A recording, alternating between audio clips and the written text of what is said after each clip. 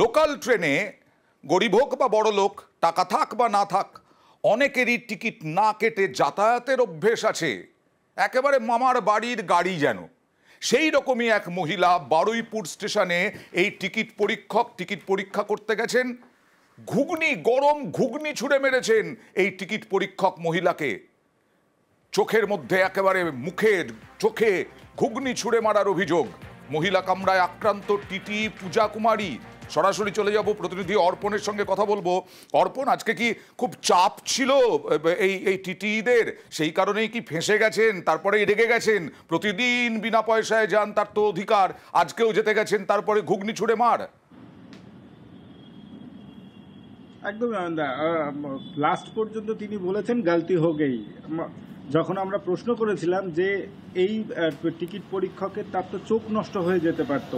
গরম ঘুগনি যেভাবে তার মুখে ছড়িয়ে দেওয়া হয়েছে, তার চিৎকারে আশেপাশের যারা রেলযাত্রী রয়েছেন তারা জল দিয়েছেন মুখ ধোয়ার জন্য।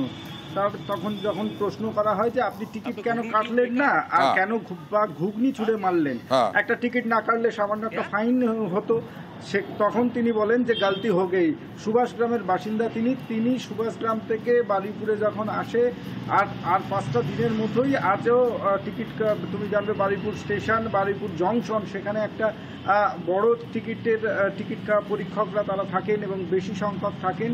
তিনি মহিলা কামরায় ছিলেন এবং চলন্ত গাড়িতে যখন এই টিকিট পরীক্ষক তিনি যান পূজা কুমারী, তার কাছ থেকে টিকিট কাটলে প্রথমে তিনি কথা বলতে চাননি, দ্বিতীয়বারে তিনি যখন টিকিট বার করুন যখনই জিজ্ঞেস করেছে তখন তিনি ঘুগনি খেতে খেতে সেই ঘুগনি তার মুখে ছুঁড়ে মারেন। একেবারে নিজের শাস্তি নিজেই ডেকে আনলেন। সামান্য জরিমানা হতো, এখন শাস্তির মুখে।